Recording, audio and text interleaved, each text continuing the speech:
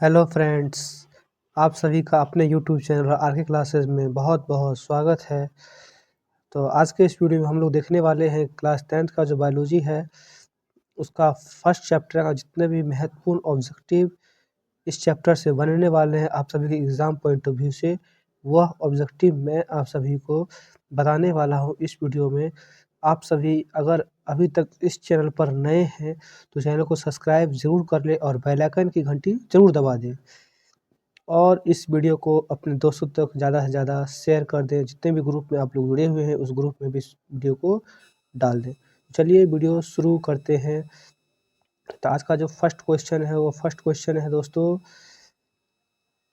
सभी जीवों की रचनात्मक एवं क्रियात्मक इकाई होती है। सभी जीवों की जो रचना होती है वह किस चीज़ से होती है और जो क्रिया जो जीव करते हैं वह किस चीज़ के कारण करते हैं। तो उसकी जो मुख्य क्रिया है, यूनिट है, वह क्या है? तो वह है दोस्तों सेल। क्या है? अगर ये शरीर में सेल नहीं रहेगा तो मनुष्य का जीना संभव नहीं है। इसीलिए सेल को इसको इकाई यानी मुख्य इकाई कहा गया है। ठीक है, अब हम लोग आते हैं क्वेश्चन नंबर दूसरे की ओर। क्वेश्चन नंबर दूसरा है दोस्तों, क्वेश्चन नंबर दूसरा है वे सारी क्रियाएं जिनके द्वारा जीवों का अनुरक्षण होता है। तो जितने भी क्रियाएं हैं जिनके द्वारा जीव को देख रेख, भोजन, मतलब जितने भी प्रकार के जीवों के अंदर क्रियाएं होती है वो सभी क्रियाएं जिनके द्वारा होती है वह क्या कहलाती है? वह जैव पराक्रम कहलाती है। ठीक है, क्वेश्चन नंबर तीसरे की ओर आते हैं दोस्तों। क्वेश्चन नंबर तीसरा है बहुकोशिकीय जीवों में खाद्य पदार्थों एवं गैसों के परिवहन के लिए कौन सा तंत्र होता है? तो परिवहन तंत्र होता है दोस्तों। आप सभी जानते होंगे कि जिस प्रकार किसी एक घर से सामान को ढोकर गाड़ी के द्वारा किसी दूसरे स्थान या मार्केट में पहुंचा दिया जाता है, उसी प्रकार जब मुख से खाना को पेट के अंदर लाया जाता है उसमें एक परिवहन तंत्र काम करता है। उसे हम लोग एक रास्ता काम करता है जिसे हम लोग परिवहन तंत्र के नाम से जानते हैं। ठीक है, अब हम लोग आते हैं क्वेश्चन नंबर 4 की ओर। दोस्तों क्वेश्चन नंबर 4 क्या कह रहा है? जीवों में पोषण की कितनी विधियां होती है? तो दोस्तों जीवों में पोषण की मुख्यतः 2 विधियां होती है, एक होता है स्वपोषण, एक होता है प्रपोषण।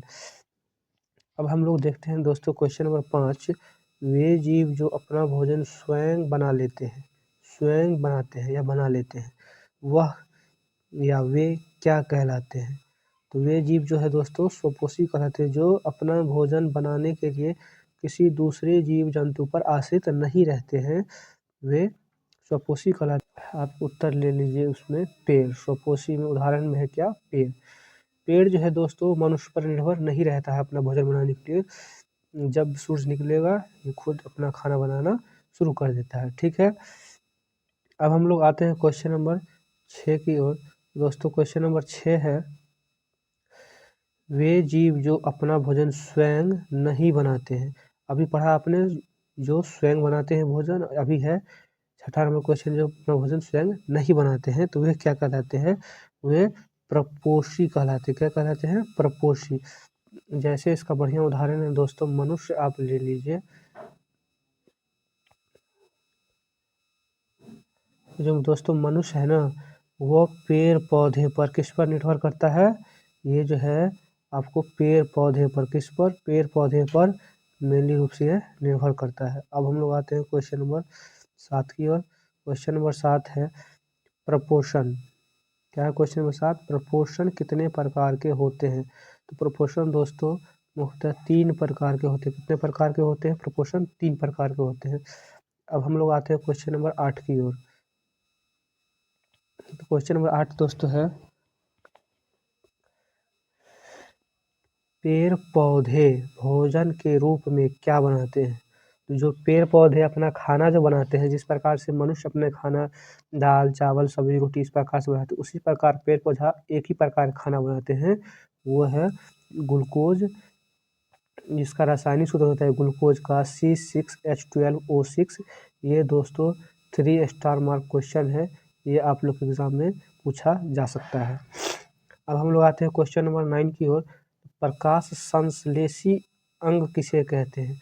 तो प्रकाश संश्लेषी अंग दोस्तों क्या होता है, पत्ता होता है जो प्रकाश की किरणों को अवशोषित करता है। क्या करता है, प्रकाश की किरणों को अवशोषित करता है, उसे हम लोग प्रकाश संश्लेषी अंग कहते हैं। ठीक है, तो पत्ती क्या हो गया इसका राइट आंसर हो गया। अब हम लोग आते हैं क्वेश्चन नंबर 10 की ओर। तो क्वेश्चन नंबर 10 है प्रकाश संश्लेषी अंक किसे कहते हैं। यहाँ देखिए दोस्त अंग है और यहाँ देखिए दोस्तों अंगक है। जितने भी स्टूडेंट हैं इस चीज़ पर ध्यान दे रहे हैं, यहाँ अंगक है, सॉरी यहाँ अंग है और यहाँ अंगक है। तो अंगक जो है प्रकाश संश्लेषी अंगक जो होता है वो क्या होता है, हरित लवक होता है। ठीक है, अब हम लोग बढ़ते हैं क्वेश्चन नंबर 11 की ओर।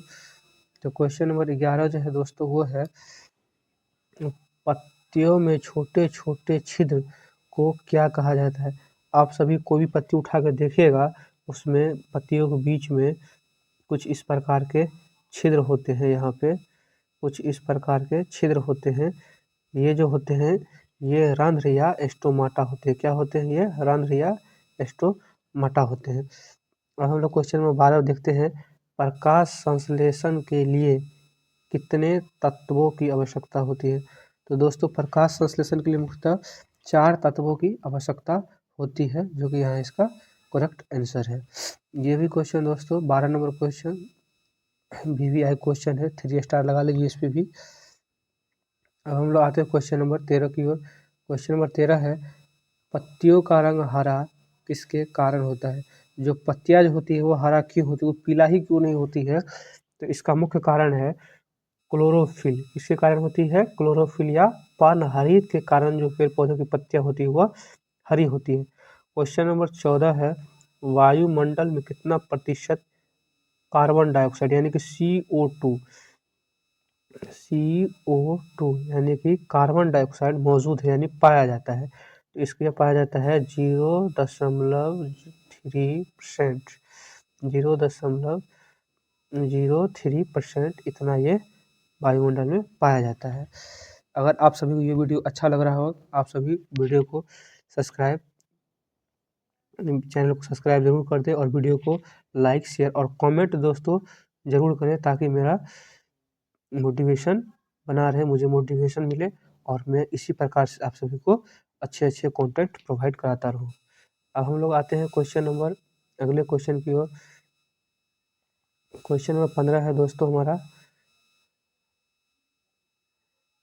क्वेश्चन 15 है प्रकाश संश्लेषण के प्रथम चरण को क्या कहा जाता है। जो प्रकाश संश्लेषण का प्रथम चरण होता है उसको क्या कहा जाता है, तो प्रकाश अभिक्रिया कहा जाता है। क्या कहा जाता है, प्रकाश अभिक्रिया। देखिए किसी भी अभिक्रिया में 2 चरण होते हैं। एक तो होता है पहला चरण, फर्स्ट चरण, और दूसरा होता है यहाँ पे जो चरण होता है वो होता है सेकंड चरण। तो जो प्रकाश संश्लेषण है यहाँ पे सूर्य की प्रकाश की आवश्यकता होती है और यहाँ पे सूर्य की प्रकाश की आवश्यकता नहीं होती है, तो इसलिए हम लोग प्रथम चरण को प्रकाश अभिक्रिया कहते हैं। ठीक है, अब हम लोग आते हैं क्वेश्चन नंबर 16 की ओर। तो क्वेश्चन नंबर 16 जो है दोस्तों प्रकाश संश्लेषण के द्वितीय यानी कि सेकंड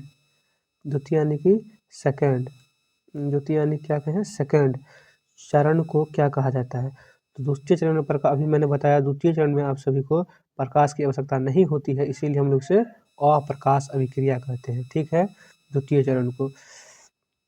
17 नंबर क्वेश्चन है अमीबा एक सरल क्या है, कौन सा जीव है।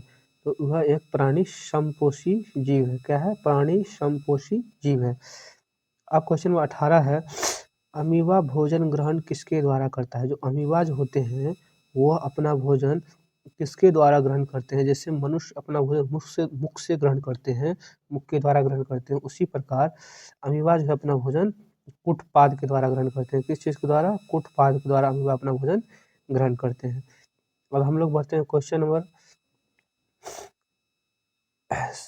19 की ओर। तो क्वेश्चन नंबर 19 है दोस्तों पैरामीशियम में भोजन ग्रहण किसके द्वारा होता है। अभी इससे पहले हम लोगों ने अमीबा देखा, अब हम लोग पैरामीशियम देख रहे हैं। तो जिस प्रकार से अमीबा में कुटपाद के द्वारा भोजन ग्रहण करता था, उसी प्रकार पैरामीशियम भी जो है अपना भोजन कोशिका मुख किसके द्वारा ग्रहण करता है, कोशिका मुख या साइटोस्टोम के द्वारा। किसके द्वारा ग्रहण करेगा, कोशिका मुख या साइटोस्टोम के द्वारा जो है पैरामीशियम अपना भोजन ग्रहण करता है।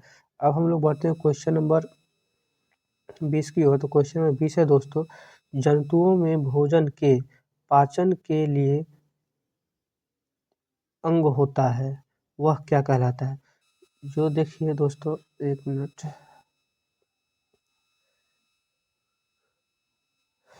जंतुओं में भोजन के पाचन के लिए जो अंग होता है वह क्या कहलाता है?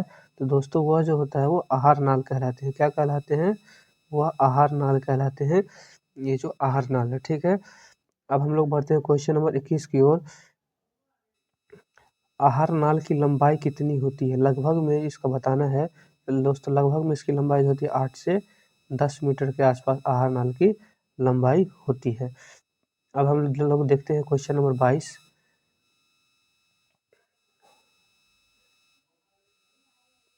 क्वेश्चन नंबर 22 है दोस्तों, आहार नाल का पहला भाग क्या कहलाता है? जो आहार नाल का जो पहला भाग है, अगला भाग है, वह क्या कहलाता है? तो आहार नाल का जो पहला भाग है वह दोस्तों मुख्य गुहा कहलाता है। क्या कहलाता है? वह मुख्य गुहा कहलाता है। अब हम लोग आते हैं क्वेश्चन नंबर 23 की ओर। जीभ के ऊपर छोटे छोटे अंकुर को क्या कहा जाता है? तो जीभ के जो ऊपर छोटे छोटे अंकुर होते हैं दोस्तों, उसे हम लोग स्वाद कलिया कहते हैं। क्या कहते हैं? उसे हम लोग स्वाद कलिया कहते हैं। जो जीभ होते हैं उसके ऊपर में जो है छोटे छोटे से अंकुर तरह के होते हैं, दाने दाने टाइप के। अगर वह जीभ में नहीं रहेंगे तो जीभ में किसी भी चीज़ का खाने में हम लोग को स्वाद ही पता नहीं चलेगा, खाना किस प्रकार का है या नहीं है, ठीक है। उसका मेन काम वही होता है स्वाद कलिया का। अब हम लोग देखते हैं जड़, क्वेश्चन नंबर 24, जड़ तथा शिखर के बीच का भाग। तो मनुष्य का जो सिर होता है उसे हम लोग वाला भाग, उसको हम लोग शिखर कहेंगे, और जो नीचे वाला भाग उसे हम लोग जड़ कहेंगे। तो उसके बीच में क्या होता है? गर्दन होता है, उसको हम लोग ग्रीवा कहते हैं। क्या कहते हैं? हम लोग ग्रीवा कहते हैं। क्या कहते हैं? उसको हम लोग ग्रीवा कहते हैं, ठीक है। अब हम लोग आते हैं क्वेश्चन नंबर 25 की ओर। एक वयस्क मनुष्य के मुख्य गुहा में कुल कितने दांत होते हैं? ये सभी तो आपको इजीली पता होगा। एक मनुष्य के मुख्य गुहा में 32 दांत होते हैं। अब ये भी पता होगा क्वेश्चन नंबर 26 में आप सभी को दांत कितने प्रकार के होते हैं? तो दांत 4 प्रकार के होते हैं। ये भी आप सभी को आसानी से पता होगा। अब हम लोग को क्वेश्चन नंबर 27 देखना है, मनुष्य के मुख्य गुहा में कितनी जोड़ी लार ग्रंथियां पाई जाती हैं? जो मनुष्य का मुख है मानव का जो मुख है उसमें कितनी जोड़ी लार ग्रंथियां पाई जाती है? जोड़ी कहें तो एक में, एक पेयर में, पेयर मतलब जोड़ी, एक पेयर में 2 होते हैं, यहाँ 3 पाया जा रहा है, 3 दूनी 6 होगा, यानी कि 6 लार ग्रंथि पाई जाती है मनुष्य के मुख में, ठीक है। या तो 3 जोड़ी पाई जाती है, ठीक है। अब क्वेश्चन नंबर 28 है दोस्तों, मुख गुहा का पिछला भाग क्या कहलाता है? जो हमारा मुख है उसका पिछला भाग क्या कहलाता है? उसका पिछला भाग जो है दोस्तों वह ग्रसनी कहलाता है। क्या कहलाता है? वह ग्रसनी कहलाता है। क्या कहलाता है दोस्तों? वह ग्रसनी कहलाता है। अब हम लोग आते हैं क्वेश्चन नंबर 29 की ओर। तो दोस्तों क्वेश्चन नंबर 29 क्या कह रहा है ये देखते हैं। अमाशय का अगला भाग, यानी अमाशय यानी कहे तो पेट का, क्या कहलाता है दोस्तों? कार्डियक कहलाता है। अमाशय का अगला भाग कार्डियक कहलाता है। अब हम लोग आते हैं क्वेश्चन नंबर 30 की ओर। क्वेश्चन नंबर 30 है दोस्तों, है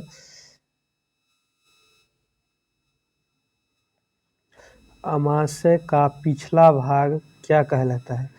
तो जो अमाशय का पिछला भाग है दोस्तों वह पाइलोरिक कहलाता है। क्या कहलाता है? पाइलोरिक कहलाता है। अब देखिए क्वेश्चन नंबर 31 जो है वह कार्डियक एवं पाइलोरिक के बीच के भाग को क्या कहा जाता है या क्या कहते हैं, ठीक है। तो जो कार्डियक अमाशय का अगला भाग जो है या पहला भाग जो है वह कार्डियक होता है, और जो पिछला भाग है वह पाइलोरिक होता है। इन दोनों के बीच में जो एक भाग होता है उसे हम लोग क्या कहते हैं दोस्तों? उसे हम लोग फुंडिक कहते हैं। क्या कहते हैं? उसे फुंडिक कहा जाता है, फुंडिक। अब हम लोग आते हैं क्वेश्चन नंबर 32 की ओर। तो क्वेश्चन नंबर 32 है, जठर रसों की कोशिकाएं कितनी प्रकार की होती हैं? जो जठर रस है ना उसमें जो कोशिकाएं होती हैं वह कितनी प्रकार की होती हैं? वह दोस्तों मेनली मुख्यतः 3 प्रकार के होते हैं। कितने प्रकार के? 3 प्रकार के। अब हम लोग आते हैं क्वेश्चन नंबर 33 की ओर। तो क्वेश्चन नंबर 33 है दोस्तों, पेप्सिन भोजन के प्रोटीन पर कार्य करके उसे किस में बदल देता है? मान लीजिए अगर हम लोगों ने दूध खाया, ठीक है, क्या खाया? दूध खाया। दूध में जो प्रोटीन रहेगा, क्या रहेगा? मैं शॉर्ट फॉर्म में लिखता हूँ, प्रोटीन जो रहेगा उस पर पेप्सिन अभिक्रिया करके उसे किस चीज़ में बदल देगा? पेप्टोन में बदल देगा। इसमें पेप्टोन में बदल देगा, ठीक है। अब बढ़ते हैं क्वेश्चन नंबर 34 की ओर। मनुष्य के आमाशय में, इसमें मनुष्य के आमाशय में प्रति अब हम लोग आते हैं क्वेश्चन नंबर 35 की ओर। आहार नाल का सबसे लंबा भाग क्या कहलाता है? जो आहार नाल है उसका सबसे लंबा भाग क्या कहलाता है? छोटी आंत। आहार नाल का सबसे लंबा भाग जो दोस्तों होता है वो क्या होता है? वो छोटी आंत होता है। क्या होता है? छोटी आंत। अब हमको देखना है क्वेश्चन नंबर 36। मनुष्य में आहार नाल की लंबाई लगभग कितनी होती है? लगभग जो आहार नाल की लंबाई होती है दोस्तों वो जो है लगभग 6 मीटर के आसपास की होती है, ठीक है। तो आज के लिए इतना ही। अगर आप सभी को 350 प्लस नंबर लाना है तो हमारे इस चैनल को सब्सक्राइब ज़रूर कर ले, और इस चैनल पर आप सभी को इसी प्रकार की वीडियो आप सभी को कंटिन्यू मिलेंगे, इसलिए आप सभी इस चैनल को सब्सक्राइब जरूर कर दें और बेल आइकन की घंटी दबा लें, ताकि जितने भी वीडियो हैं वो आप सभी तक जल्द से जल्द पहुंच पाए, ठीक है। तो आज के लिए इतना ही। फिर मिलते हैं आप सभी से इसी प्रकार से अगली वीडियो में। तब तक के लिए धन्यवाद।